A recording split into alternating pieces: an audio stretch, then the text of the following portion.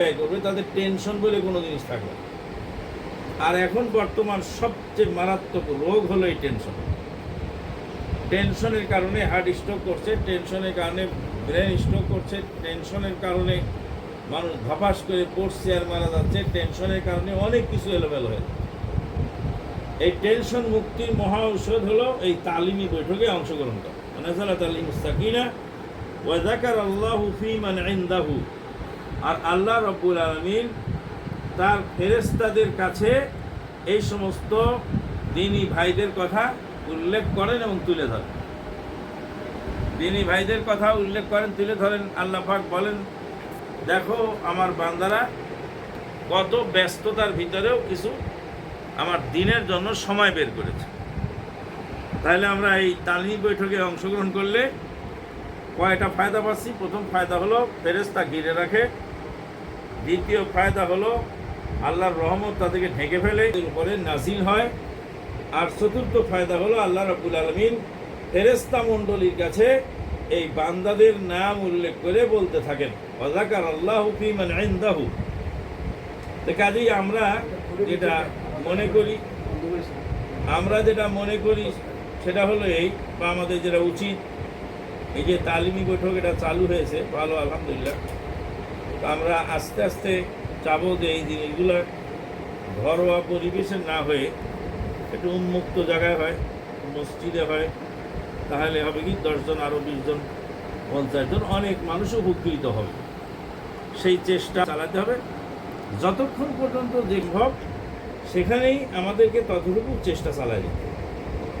বাসে, ট্রেনে, রাস্তাঘাটে, স্টিমারে, লঞ্চে, ফেরিতে, বিভিন্ন জায়গায় আমি ছাত্র জীবনে এই দাওয়াতি কাজ করেছি এবং দাওয়াতি কাজের বরকতে অনেক ফায়দা পাওয়া গেছে। দুনিয়াবি ফায়দা পাইছি, উখরাবি ফায়দাও পাইছি। দুনিয়াবি ফায়দা হঠাৎ করে মনে পড়ে গেল যে আমার ওয়াইফকে নিয়ে গেছি আমি সৌদি আরবের হাসপাতালে। নর্মাল ডেলিভারি করাতে 10,000 রিয়াল, 12,000 রিয়াল লাগে নর্মাল ডেলিভারি। 10-12 হাজার রিয়াল, তাহলে 4 লাখ টাকার হিসাব। তা আমি তো যে চাকরি করি আধা সরকারি, মানে সরকারিও বলা যায়, বেসরকারি বলা যায়, আর বলা যায় বেসরকারি বলা যায়। আর সরকারি চাকরি যারা করে তাদের এই আপনার মানে চিকিৎসা ফি লাগে না, সম্পূর্ণ সরকার দেয়। তা আমার চাকরিটা সরকারের ঘরেও ফেলানো যায়, আধা সরকারের ঘরে ফেলানো। তা আমি ওই ফাইলটা জমা দিয়ে বসিয়ে সরকারি ঘরে একটু টিক মেরে দাও কাউন্টারে। তো বলছে, তুমি যে চাকরি করো এটা তো সরকারি, ফুল সরকারি নয়। হ্যাঁ, আধা সরকারি। তা আপনি ইচ্ছা করলে বেসরকারি মধ্যেও ফেলতে পারেন, সরকারি মধ্যেও ফেলতে পারেন। তা আপনি কাইন্ডলি এই সরকারি ঘরে একটু টিক মেরে সরকারি করে দেন। তাহলে 10,000 রিয়াল, 12,000 রিয়াল, বিশাল ব্যাপার। তা আমার টাকাটা লাগবে না। আমি তখন ওই লোক একটু গরিমসি করতেছিল। পাশের টেবিল থেকে এক লোক বলছে, ইয়া আদেল মাশি হাদা রাজুল আনা রাআইতু ফি সুকাল খাদার ইয়াখতুবু বিন নাস ওয়া ইউসাল্লি বিন নাস। এই লোকটাকে আমি সবজি মার্কেটের বিশাল মসজিদে বক্তব্য দিতে দেখেছি। সে কয়েকটা ভাষায় বক্তব্য দিল, বাংলা, উর্দু, আরবিতে বক্তব্য দিল।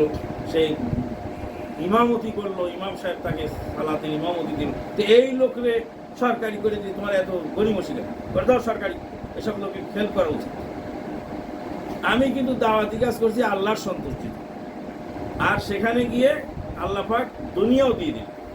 রব্বানা আতিনা ফিদ দুনিয়া হাসানা ওয়া ফিল আখিরাতি হাসানাতাও ওয়া কিনা আযাবান নার।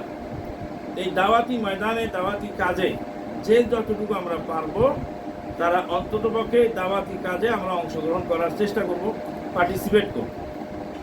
দ্বিতীয় বিষয় যেটা আমার বিআই আমাকে ইঙ্গিত দিয়েছেন বলার জন্য, সেটা হলো এই যে পপুলার ইসলাম এবং পিওর ইসলাম, এই দুইটার মধ্যে পার্থক্য। আমাদের দেশে নুন, তেল, ডাল, চাল সব কিছুতে ভেজাল আছে।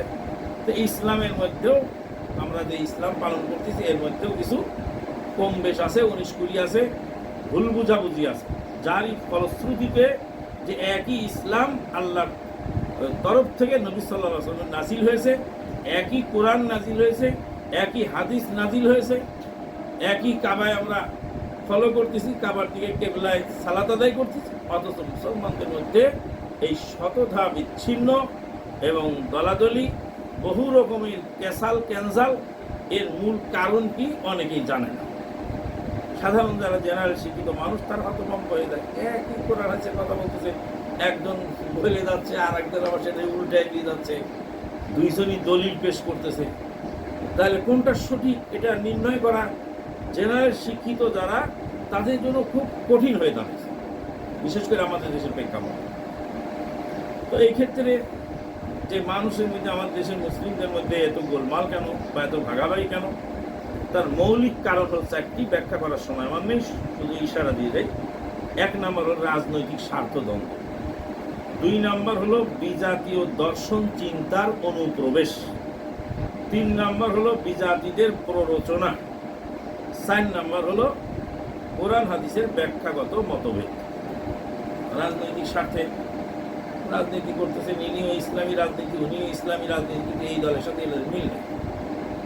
সির্ফ রাজনীতির কারণে, রাজনৈতিক স্বার্থের কারণে অনেক সময় দেখা যাচ্ছে যে একটা সত্য কথাটাকে এড়িয়ে যাচ্ছে, মানতে পারছি না সহজ। দুই নম্বর হলো বিজাতীয় দর্শন চিন্তার অনুপ্রবেশ। বিজাতীয় দর্শন চিন্তা আমাদের ভিতরে এমনভাবে ঢুকেছে যে আমাদের কৃষ্টি কালচার পর্যন্ত চেঞ্জ করে ফেলেছে। আমি একজন মুসলিম, আমি তো লক্ষ্মী পূজা করি না, লক্ষ্মী পূজা তো আমার ডায়েরিতে নাই, এটা ইসলামের ভিতরে নাই, কিন্তু আমি কথায় কথা বলছি, লক্ষ্মী সোনা ভালো থাকো, ছেলেটা আমার লক্ষ্মী আছে, খুব ভালো কথা শোনে, গরুটা আমার লক্ষ্মী আছে, এর মধ্যে অনেক দুধ আসে, মুরগিটা আমার লক্ষ্মী আছে, অনেক ডিম দেয়, রাগ করো না লক্ষ্মী। এই যে লক্ষ্মী শব্দটা আমার মুখ দিয়ে আপনার মুখ দিয়ে অহরহ বের হয়ে যাচ্ছে, কিন্তু কখন যে কে ঢুকাইছে, কিভাবে ঢুকাইছে আমি জানি না। একটা বাচ্চা কাঁদতেছে, আমাদের আপনার এলাকায় করে কিনা জানেন, আমাদের এলাকায় পিঠে হাত দিবে 60 বাচ্চাকে 60 বলে এই পিঠে থাবড় দেয় যে কান্না বন্ধ করা যায়। এই 60টাকে, এটার 60টা হলো ষষ্ঠী দেবী, হিন্দুদের ষষ্ঠী দেবী। এই ষষ্ঠী দেবীকে ওরা সব জপনা করে, ষষ্ঠী দেবী রাগ হয়ে গেলে বাচ্চা কাঁদে, এটা হিন্দুয়ানি আকিদা। তারপরে যে ললাট লিখন, কপালে লেখা ছিল না, আপনি বলছেন আমিও বলছি আমি জানি না কপালের লেখনটা কি। এটা কপাল, এটা হিন্দুদের আকিদা যে বাচ্চা যখন 6 দিনে জন্মগ্রহণ করে, 6 দিন হয়, এই ষষ্ঠ দিবসের রাতে এসে, সেটাকে আমাদের গ্রামের মেয়েরা বলতো 6 কুলির রাত, এই 6 কুলের রাতে এসে ভাগ্য দেবী তার কপালে ভাগ্য লিখে দিত।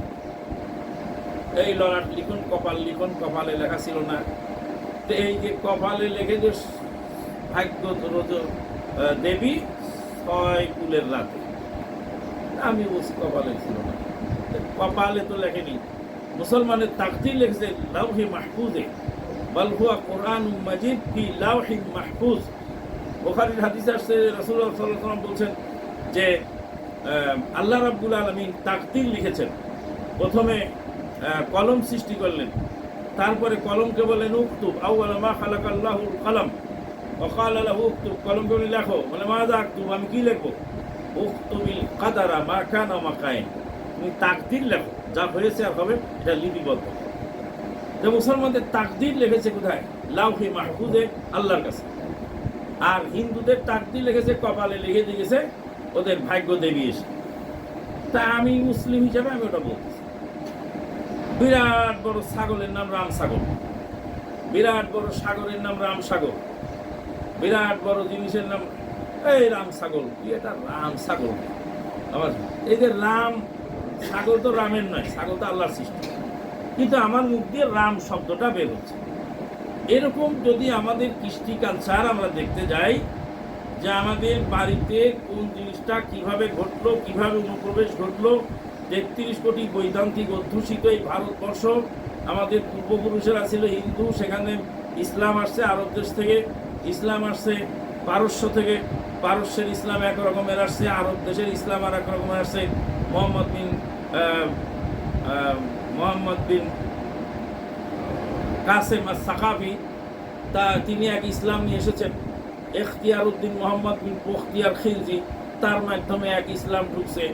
মোহাম্মদ বিন কাসেম আর সাকাফি, যে আরব দেশ থেকে আরবের বণিকের মাধ্যমে যে ইসলামগুলি আমাদের দেশে আসছে, এবং রাজা দাহিরের সাথে যে গোলমাল হয়েছে, জলদস্যুরা আরব্য বণিকদের সম্পদ কেড়ে নিয়ে যাচ্ছিল, তারপরে সোমনাথ মন্দিরে সেগুলি জমা রাখছিল, তারপর হাজ্জাজ বিন ইউসুফ সাকাফি আরব দেশ থেকে মোহাম্মদ বিন কাসেম আর সাকাফিকে পাঠালেন কলকাতার দেবল বন্দর, পাকিস্তানের দেবল বন্দর, বর্তমান যে করাচি, সেই করাচি বন্দরের পাশে তারা এসে ঘাঁটি গাড়লেন।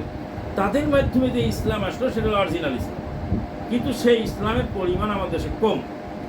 আর এখতিয়ার উদ্দিন মোহাম্মদ বিন বখতিয়ার খিলজির যে ইসলাম আসলো, সেই ইসলামের মধ্যে ভেজালি ইরান, কোরআন, পারস্য, এই সমস্ত অগ্নিপূজকদের সাথে সম্পৃক্ত কিছু কিছু জিনিস, এই জিনিসগুলো আসবে, যার ফলশ্রুতিতে দেখা যাচ্ছে আমাদের আকিদা, বিশ্বাস, চাল চলনের ভিতরে অনেক কিছু এরকম রসম রেওয়াজ রয়ে গেছে।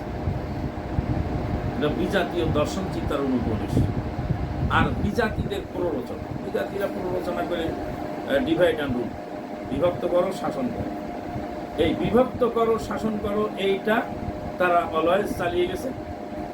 আর শেষে যে জিনিসটা আসছে, কোরআন হাদিসের ব্যাখ্যাগত মতভেদ। একই হাদিস, একই কোরআন, কিন্তু দুইজন আলেম দুই রকম বুঝেছেন, বুঝার কারণে দুই রকম ব্যাখ্যা করেছে। কিন্তু এখানে বাঁচার উপায় কি? বাঁচার উপায় হলো সালাফে সালিহিনগণ, সাহাবায়ে কেরামগণ, যেই নবীর উপরে আয়াতটা নাজিল হলো, যেই সাহাবায়ে কেরামগণ আয়াতটা প্রথম শুনলেন, তারা এটাকে কি ব্যাখ্যা করেছিলেন, তারা এটাকে কি মিনিং ধরেছিলেন, তারা এটাকে কিভাবে আমল করেছিলেন। 1450 বছর পরে এসে আবার নতুন মডেল আর এখন খাড়া করবে, তা তো হবে না। দুনিয়ার যে সমস্ত আসবাবপত্র আছে, দুনিয়ার যে সমস্ত মেশিন আছে, সেই মেশিনগুলো নিতে হবে লেটেস্ট মডেল। লেটেস্ট মডেল যদি আপনি পান তাহলে ভালোটা পাবেন। আর ইসলাম যদি মানতে হয় ওল্ড মডেল মানতে হবে। লেটেস্ট মডেল ইসলামে কিছু নেই। ওল্ড মডেল মানে সাহাবায়ে কেরামদের কাছ থেকে ফেরত যেতে হবে, তারা এই হাদিসটা ব্যাখ্যা কীভাবে করেছে। 1450 বছর পরে এসে একজন কোরআন আয়াত বের করে বলছে, এই দেখুন এটা মিলাদ পড়ার দলিল। তো মিলাদ পড়ার দলিল বাবু তুমি আজকে এখানে কোরআনে পেয়ে গেলে, যে মিলাদ পড়ার দলিল কি নবী জামানায় এই আয়াতটা কি কোরআনে ছিল না? বলে ছিল। সাহাবায়ে কেরামগণ কি আয়াত মানতেন না? মানতেন। সাহাবায়ে কেরামগণ কি আয়াত বুঝতেন না? বুঝতেন। তো তারা মিলাদ করলেন না, 656 হিজরিতে চালু হলো, আর সেটা তুমি বানাই দিলে কোরআনের দলিল আছে। তো এই যে বেদাত চালু হয়েছে, বেদাতের সপক্ষে তুমি টাইনে হেসরে একটা দলিল খাড়া করে দিলে। এটা হলো কোরআন হাদিসের ব্যাখ্যাগত মতভেদের কারণে দেখা যাচ্ছে যে মুসলমানদের মধ্যে এই যে বিষয় দাঁড়ায় গেছে। এখন অরিজিনাল ইসলাম এবং পপুলার ইসলাম, এগুলি আমাদেরকে জানতে হলে আমাদের কিছু লেখাপড়া এবং চোখ কান খোলা রাখতে হবে। চোখ কান খোলা রেখে যদি আমরা নিরপেক্ষভাবে পর্যালোচনা করি, তাহলে আমাদের জন্য খুব সহজ হয়ে যায় যে এই জিনিসটা কোনটা সঠিক, কোনটা বেঠিক আমরা, এবং আল্লাহর কাছে হেদায়েত চাইতে হবে। ইহদিনাস সিরাত, আমাদেরকে সিরাতে মুস্তাকিমের হেদায়েত দান করো। তো সিরাতে মুস্তাকিমের যে হেদায়েত আল্লাহর কাছে আমাদের চাইতে হবে। তাহলে আজকে প্রথম দিন, যেহেতু লম্বা বক্তব্য আমি দিব না, এতটুকু বললাম। তবে মূল সাবজেক্টের যে বিষয়, সেখানে 3টি বিষয় আমি উল্লেখ করে আমি সমাপ্ত করতে চাচ্ছি। যে আমাদের আকীদার মধ্যে কোরআন, নবী সাল্লাল্লাহু আলাইহি ওয়াসাল্লাম এবং আল্লাহ পাক। আল্লাহ পাকের শান মানের খেলাফ 3টা আকীদা আমাদের সমাজে, 2টা আকীদা আমাদের সমাজে চালু আছে। আল্লাহ শান মানের খেলাফ সেটা, কিন্তু কোরআন হাদিস অরিজিনাল ইসলামে বা কোরআন হাদিসের ইসলামে জানা যাচ্ছে যে সেটা সঠিক। আর আমাদের দেশের মানুষের ধারণাটা হলো সেটা একটা বেঠিক ধারণা, যেটা অন্যান্য মতবাদের কাছ থেকে এসে গেছে। যেমন কাউকে জিজ্ঞেস আল্লাহ কোথায়, কাউকে জিজ্ঞেস আল্লাহ কোথায়, তাহলে আমাদের দেশের মুসলমানরা 3 রকম মুস্তাকিম। আল্লাহ আমাদেরকে সিরাতে মুস্তাকিমের হেদায়েত দান করো। তো সিরাতে মুস্তাকিমের যে হেদায়েত আল্লাহর কাছে আমাদের চাইতে হবে। তাহলে আজকে প্রথম দিন, যেহেতু লম্বা বক্তব্য আমি দিব না, এতটুকু বললাম। তবে মূল সাবজেক্টের যে বিষয়, সেখানে 3টি বিষয় আমি উল্লেখ করে আমি সমাপ্ত করতে চাচ্ছি যে আমাদের আকীদার মধ্যে কোরআন, নবী সাল্লাল্লাহু আলাইহি সাল্লাম এবং আল্লাহ পাক, আল্লাহ পাকের শান মানের খেলাফ তিনটা আকীদা আমাদের সমাজে, দুইটা আকীদা আমাদের সমাজে চালু আছে। আল্লাহর শান মানের খেলাফ সেটা, কিন্তু কোরআন হাদিস অরিজিনাল ইসলামে বা কোরআন হাদিসের ইসলামে জানা যাচ্ছে যে সেটা সঠিক। আর আমাদের দেশের মানুষের ধারণাটা হলো সেটা একটা বেঠিক ধারণা, যেটা অন্যান্য মতবাদের কাছ থেকে এসে গেছে।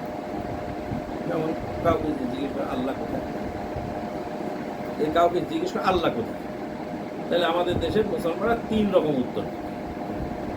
কেউ বলবে যে আল্লাহ সব জায়গায় বিরাজমান, আল্লাহ সর্বত্র বিরাজমান। আর কেউ বলবে যে আল্লাহ মুমিনের কলবের মধ্যে। আর কেউ বলবে আল্লাহ আর রহমানু আলাল আরশি ইস্তাওয়া, আল্লাহ সর্বত্র বিরাজমান। এই আকীদা ইসলামী আকীদা নয়, এটা হলো এই হিন্দুদের আকীদা। হিন্দুদের থেকেই আকীদাটা আসছে। হিন্দুদের আকীদা কি? ৩৩ কোটি দেবতা। তাদের কেন ৩৩ কোটি দেবতা?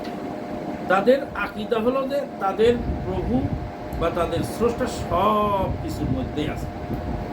গাছ, মাছ, পাথর, রাস্তাঘাট, ধুলা বালু, ঘাস পাতা, তরু লতা সবার মধ্যেই আছে।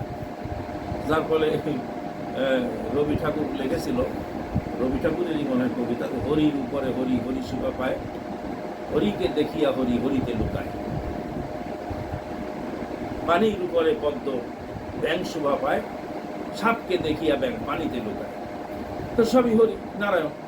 ওই ধরো গাছকে চিন্তা করলেও আল্লাহকে চিন্তা, পাথরকে চিন্তা করলে আমার ঘর দিন পুরোটা কারেন্ট হয়ে যায়, বিদ্যুতে আর্ট হয়ে যায়, তখন আমি যেটা শুভ সেটার মধ্যে বিদ্যুৎ।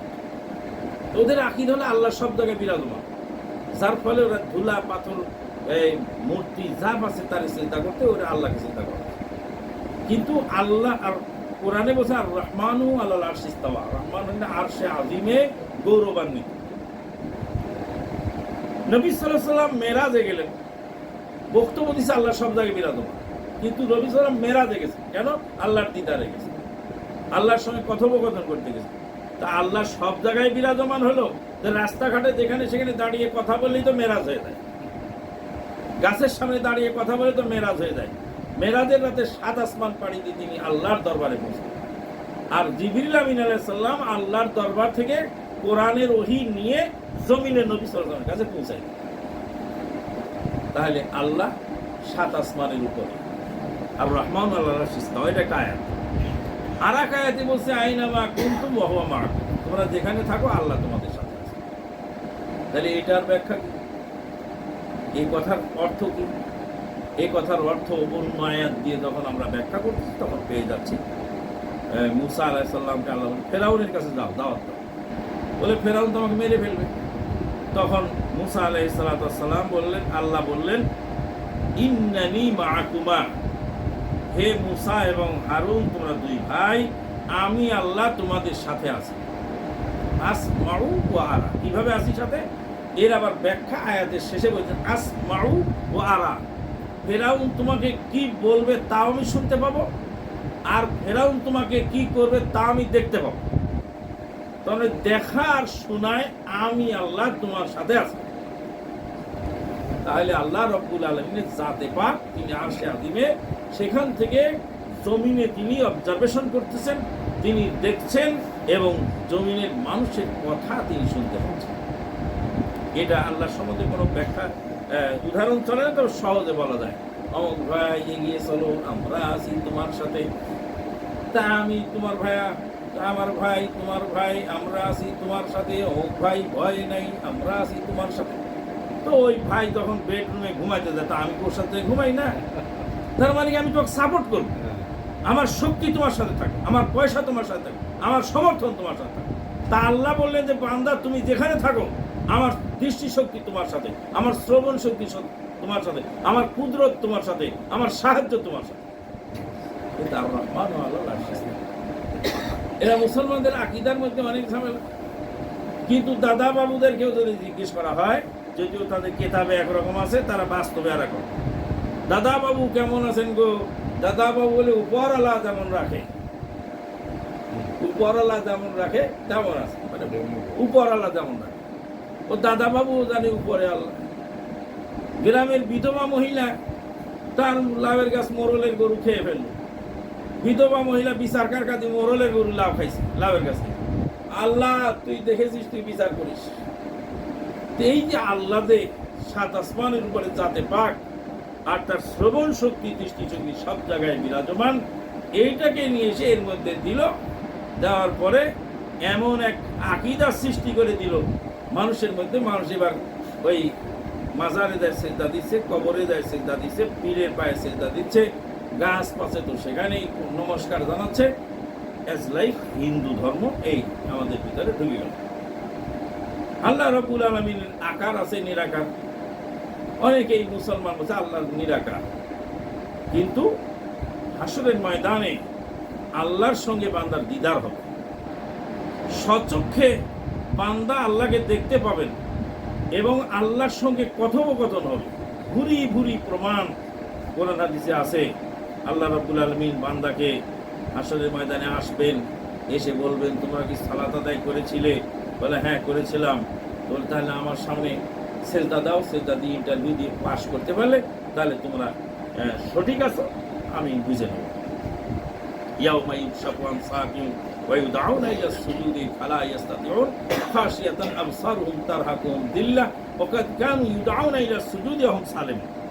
সেদিন আল্লাহ পাক বান্দাকে ডাকবেন, সেজদার জন্য ডাকবেন। তারা আল্লাহ পাকের সামনে যারা সেজদা করতে পারবে তারা ইন্টারভিউতে পাস হবে। সহিহ মুসলিম শরীফে হাদিস আসছে, নবী সাল্লাল্লাহু আলাইহি ওয়াসাল্লাম বলেছেন যারা বেনামাজি সালাত পড়ে নেই, যারা মুনাফিক, তাদের পিঠটা একদম তক্তার মতো সোজা হয়ে যাবে। তারা বাঁকা হওয়ার চেষ্টা করে, রুকু করার চেষ্টা করবে, কিন্তু রুকু করতে পারবেন উল্টে পড়ে। তা আল্লাহ রাব্বুল আলামিন এক শ্রেণীর আলেম ওলামা বলছে আল্লাহ যেখানে থাকে সেখানে থাকুক, আমার কোনো আপত্তি নেই। আল্লাহ আসমানে থাকুক না সব জায়গায় থাকুক, এই নিয়ে আমার আলোচনার কোনো বিষয় নয়। এটা আলোচনা করে মানুষের মধ্যে বিভ্রান্তি তৈরি হয়। আমি আল্লাহর ইবাদত করেই তো, আল্লাহ যেখানে আছে থাকুক। এটা কি কথা না? মুহাম্মদুর রাসূলুল্লাহ সাল্লাল্লাহু আলাইহি ওয়াসাল্লাম একজন দাসী মহিলার ইন্টারভিউ নিলেন। বিরাট লম্বা হাদিস। রাসূলুল্লাহ সাল্লাল্লাহু আলাইহি ওয়াসাল্লামের জামানায় একজন সাহাবী দাসী গেছিল উহুদ পাহাড়ের এবং জুয়াইনিয়া পাহাড়ের পাদদেশে ছাগল চড়াতে। মেয়ে এসে নেকড়ে এসে একটা ছাগল খেয়ে ফেললো। উনি রাগ হয়ে গিয়ে দাসীটাকে থাপ্পড় মারলেন। তারপরে মনের মধ্যে অনুতপ্ত হলো, মুসলিমের হাদিস। তখন রাসূলুল্লাহ সাল্লাল্লাহু আলাইহি ওয়াসাল্লামের কাছে গিয়ে বললেন যে আমি তো এই বাচ্চা মেয়েটাকে মেরেছি, আমার মনের মধ্যে খুব অনুতপ্ত। বলছে তুমি কি তাকে আজাদ করে দিতে চাও, স্বাধীন করে ছেড়ে দিতে চাও, দাসীর শৃঙ্খল থেকে মুক্ত করতে চাও? তো রাসূলুল্লাহ সাল্লাম দাসীটাকে ডাকলেন, ডেকে ইন্টারভিউ নিলেন। বললেন আইন আল্লাহ, আল্লাহ কোথায়? দাসী বলেন আল্লাহু ফিস সামা, আল্লাহ হলেন আসমানে। মান আনা, আমি কে? বলে আনতা মুহাম্মাদুর রাসূলুল্লাহ সাল্লাল্লাহু আলাইহি সাল্লাম। মুহাম্মাদি ইন্টারভিউ বোর্ডে, মুহাম্মদ সাল্লাল্লাহু আলাইহি সাল্লামের ইন্টারভিউ বোর্ডে, নবী সাল্লাল্লাহু আলাইহি সাল্লামের ইন্টারভিউ বোর্ডের প্রথম প্রশ্ন আল্লাহ কোথায়? প্রশ্ন করতেন দাসীকে, আর প্রশ্ন করেছেন সাইয়্যিদুল মুরসালিন, আল্লাহ কোথায়? বলে আল্লাহ আসমানে। বলে আমি কে? বলে আপনি আল্লাহর নবী। দুইটা প্রশ্নের উত্তর যখন সঠিক হয়ে গেল, নবী সাল্লাল্লাহু আলাইহি ওয়াসাল্লাম বলেন এটাকে একে আযাদ করে দাও, ফাইন্নাহা মুমিনা, একজন মুমিনার রকম। আল্লাহ নবী সাল্লাল্লাহু আলাইহি ওয়াসাল্লাম ইমানদারের সার্টিফিকেট দিলেন একজন দাসী মহিলা। আজকে দেখুন এই যে আমাদের দেশে মাওলানা নুরুল ইসলাম অলিপুরি আর তার ছেলে হলো কামরুল ইসলাম অলিপুরি। তো কামরুল ইসলাম নুরুল ইসলাম অলিপুরি সাহেব বলছেন আল্লাহ সব জায়গায় বিরাজমান, আর তার ছেলে বলতেছে কামরুল ইসলাম অলিপুরি বলছেন যে আল্লাহ হলেন আরশে আজিমে গৌরবান্বিত। এখন দুইজনে গোলমাল, বাপ আর বেটার গোলমাল। আমার এই মাদার টেকের মসজিদের খতিব খুতবা দিচ্ছে আর বলতেছে না, বয়ান করতেছে খুতবার আগে, আর বলতেছে যে নূহ আলাইহিস সালামের ছেলে কেনান যেমন বেঈমান হয়ে গেছিল, আমার অলিপুরি হুজুরের ছেলে কামারুল ইসলাম ওইভাবে বেঈমান হয়ে গেছে। কোথায় নিয়ে গেছে? কোথায় নিয়ে কোথায় লাগালি রে? তুই একটা আলেম না তুই একটা জালেম, তুই একটা মসজিদের খতিব, তুই কি করে বলতে পারলি যে কামারুল ইসলাম অলিপুরি নূহ আলাইহিস সালামের ছেলে কেনানের মতো বেঈমান? না দেখা যায় বাপের সাথে বেটার গোলমাল হলেই তোমরা মনে করে না যে বেটা সঠিক আছে। নূহ আলাইহিস সালামের ছেলে যদি বেঈমান হয়ে যেতে পারে, তা আমার অলিপুরি হুজুরের ছেলেও বেঈমান হতে পারে। তারপরে ওই জালেম বক্তৃতা করছে, আমি কান দিয়ে শুনতেছি, আর বলতেছে যে আল্লাহ দিয়ে আরশে আজিমে এর জবাব তো দিল দাসী মহিলা। সে দাসী মহিলা, একটা মহিলা, তারপর আবার দাসী। যে দাসী মহিলা ছোট মানুষে কি জানে?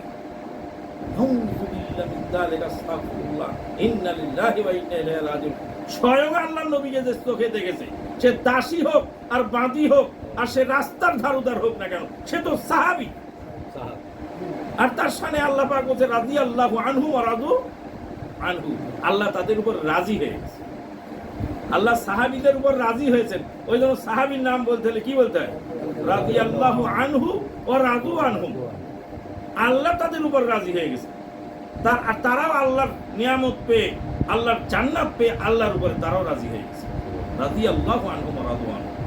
আল্লাহর নবী যাকে ঈমানদার বলে সার্টিফিকেট দিলেন, এই সেই ঈমানদার মহিলা, ঈমানদার দাসী আল্লাহ নবীকে সচক্ষে দেখেছেন, আল্লাহ নবী তাকে আজাদ করে দাও, সে মুমিনা। আর এই জালেম এখানে বসে বলতেছে যে এই মহিলা কি জানে। এবারে জালেমের ঈমান আছে আর না আছে, এই জালেমের গেরা কলে করে গোটা জাতি আজকে বিভ্রান্ত হয়ে যাচ্ছে। আর কারণ হলো তাদের ব্যবসায় লালবাতি জ্বলে গেছে।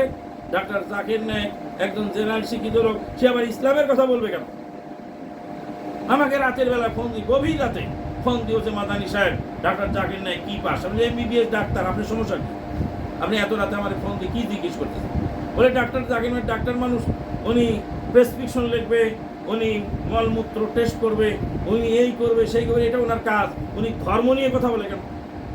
বলে ভাই, ইসলাম সনাতন ধর্ম নয় যে ঠাকুর ছাড়া কেউ করতে পারবে না। ইসলাম এমন এক ধর্ম যেটা পৃথিবীর সকল মুসলমানের পড়ার অধিকার আছে, পৃথিবীর সকল মুসলমান জানার অধিকার আছে, পৃথিবীর সকল মুসলমানের প্রচার করার অধিকার আছে, যদি তারটা সঠিক হয়। সম্মানিত উপস্থিতি, আমি আর বেশি লম্বা না করে এখানে আমি আমার আলোচনা সমাপ্ত করলাম। এরকম এটা জাস্ট নমুনা দিলাম। এরকম রাসূলুল্লাহ সাল্লাল্লাহু আলাইহি ওয়াসাল্লাম সম্বন্ধে আমাদের খারাপ আকীদা আছে, কোরআন সম্বন্ধে আমাদের দুই রকম আছে, প্রচলিত নিয়মে আমাদের চাল চলনে অনেক কম বেশ আছে। ইসলামে বলছে কারো বাড়িতে মানুষ মারা গেলে সে 3 দিন শোক পালন করবে, 3 দিন তার বাড়িতে চুলা জ্বলবে না, 3 দিন তার বাড়িতে রান্না হবে না, পাড়া প্রতিবেশীর লোকেরা গিয়ে তার বাড়িতে খাবার পৌঁছায়। আর আমাদের প্রচলিত নিয়ম হলো যার মরে গেছে তার কোনো খাওয়ার মতন আর বসে আছে। তোর বাপ যে মরে গেল, গরু গাড়া গাড়িতে আসলি, মালে মৌলবীদের একটু খানাও খিলাবি না, একটু হাত ধোয়াবি না, একটু খাবার দিবি না? আরে ভাই, এটা তো হিন্দুদের হিরো শ্রাদ্ধ থেকে এসেছে। হিন্দুর পকেটে পয়সা নেই, সে গুরু কামায়, মাথা কামায়, নেড়া হয়ে রাস্তায় রাস্তায় ভিক্ষে করেছে। আমার বাপ মারা গেছে, আমার বাপের শ্রাদ্ধ করতে হবে, টাকা দাও। মৌলভী সাহেব খায় আসছে, দোয়া করতে পকেট ভরে টাকা নিয়ে চলে আসছে। ও মৌলভী সাহেব, তুমি যে মানুষের বাড়িতে খেয়ে বেড়াও, মানুষের বাপ মরে গেলে, তোমার বাবা মারা গেলে মানুষের তো একদিনও খাওয়া নাই। মানুষ মারা গেছে, তার বাড়িতে গরু জবাই করে চেহেলাম কুলখানি হচ্ছে, আর তুমি সেটা সাপোর্ট করে যাচ্ছ। আর তোমার বাবা মারা গেলে তুমি একটা পোল্ট্রি মুরগি জবাই করেও তো জনগণকে একদিন খিলাইবে, খাইনি। তো যাই হোক, এইভাবে ইসলাম আমাদের গ্রন্থের গ্রন্থের সমস্যা হয়ে গেছে। এগুলি একদিনে দূর করা সম্ভব নয়, আর সারা পৃথিবীর সব মানুষকে হেদায়েত করা সম্ভব নয়। নবীর জামানায় মুনাফিক ছিল, নবীর দেশেও মুশরিকদের বাস ছিল, আস্তে আস্তে পরে জালাওয়াতান করছে। তা আমাদের দেশে এইভাবে আমরা যথেষ্ট, আপনাদের মতো জেনারেল শিক্ষিত লোকগুলি এমনভাবে এগিয়ে আসছে, এখন আর পার পাওয়ার কোনো সুযোগ নেই। মানুষের ভিতরে একটা পরিবর্তন এসেছে। এক ডাক্তারের ওসিলায় প্রায় পৃথিবীতে, তাম পৃথিবীতে প্রায় 3 কোটি লোক ইসলাম গ্রহণ করছে। তাম পৃথিবীতে প্রায় 3 কোটি লোক ইসলাম গ্রহণ করছে ডাক্তার জাকির নায়েক। ইহুদিরা, নাসারারা, কাফেররা দেখছে যে এই লোকেরা যদি আটকানো না যায়, তাহলে 10-20 বছর, 50 বছর গোটা পৃথিবী মুসলিম সংখ্যাগরিষ্ঠ হয়ে যাবে। এদেরকে আটকানোর কি উপায়? মৌলবী ফতোয়া দাও, মৌলবী বলে ডাক্তার জাকির নায়েক ইহুদির দালাল। তো ইহুদির দালাল যদি ডাক্তার জাকির নায়েক হয়, ভারতের মোদিবাবু তারা যে ইয়ে করলো, তার সম্পদ বাজেয়াপ্ত করলো, তো ইহুদিরা তারা নিল না কেন? ডাক্তার জাকির নায়েক তো ইহুদির লোক, তো ইহুদিরা তারা নিল না কেন? ইহুদিরা তারা শেল্টার দিল না কেন? সে আজকে নির্বাসিত অবস্থায় মালয়েশিয়াতে জীবনযাপন করছে। আর এই যে ইসলামের ভিতরে যে ভেজাল ঢুকালো, তুমি যে একজন আলেম মানুষ, তুমি যে বলে ডাক্তার জাকির নায়েক ইহুদির দালাল, সে যদি ইহুদির দালাল না হয় তাহলে কি হবে? আপনি যাবেন কোরআন হাদিসের কথা বলতে ইমাম সাহেবকে বা কোনো আলেম সাহেবকে, সে বলে তুমি কি জানো, তুমি একটা ইঞ্জিনিয়ার মানুষ, তুমি দাড়ি কাটো, তোমার ফুল প্যান্ট পরো, তুমি মাদ্রাসায় পড়ো নেই, তুমি তা করো নেই। আরে হোয়াট ইজ দিস? এটা কি? মাদ্রাসায় পড়া লাগবে কেন আমার? আল্লাহ নবী বাল্লিগুয়ানিওয়ালা আয়া, একটা জানে একটা তুমি প্রচার করো, একটা জানে একটাই প্রচার করো। ফালিউবাল্লিগু শাহিদুল গায়বা, যারা উপস্থিত আছে আজকে বিদায় হবে, তারা গায়েব যারা এখানে উপস্থিত নেই তাদের কাছে পৌঁছায় দিন। এই যে পৌঁছাবার দায়িত্ব, এটা তো কোনো জনগোষ্ঠীর জন্য স্পেশাল কোনো বিষয় নয়। এরা যে ঠাকুর ছাড়া এই সনাতন ধর্ম পড়তে পারে না, পোপ ছাড়া ওদের পূজা হয় না। কিন্তু আমি মুসলিম, আমি ঘরের মধ্যে জায়নামাজ বিছাই দিলাম, 2 রাকাত সালাত পড়ে নিলাম, মসজিদে যেতে পারছি না, সমস্যা আছে বা শরীর অসুস্থ, আমি করে নিলাম। পোপও টাকা লাগবে না, ঠাকুরও টাকা লাগবে না, ইমামও টাকা লাগবে না, আমার এবার তো আমি করব। কিন্তু প্রত্যেকটা ধর্মে এরকম আল্লাহ এবং তার প্রভুর মধ্যে মাধ্যম আছে। আর যখনই মধ্যস্থতাকারী আসে, সেটাই হয় কি বলে আপনার ব্রোকার। পাসপোর্ট অফিসে ব্রোকার, পাসপোর্ট অফিসে যাবেন, যায় দেখবেন যে অফিসার আর আপনার মাঝে একজন মানুষ মধ্যস্থতা, মিডিয়া। তা আল্লাহ এবং বান্দার মাঝে মিডিয়া সৃষ্টি হয়ে গেল। অথচ আল্লাহ বলছেন উজিবু দাওয়াত দাঈ ইযা দাআন, আমার বান্দা আমাকে যেখান থেকে ডাকবে আমি তার ডাকে সাড়া দেব। আল্লাহ পাক আমাদেরকে আজকের এই সংক্ষিপ্ত আলোচনাকে যা আমরা শুনলাম, এটা পরকালে নাজাতের ওসিলা বানিয়ে দিন, আল্লাহুম্মা আমিন। পরবর্তীতে আমরা সময় পেলে আরো ধারাবাহিকভাবে সামনের দিকে আগে যাব। আসসালামু আলাইকুম ওয়া রাহমাতুল্লাহি ওয়া বারাকাতুহু।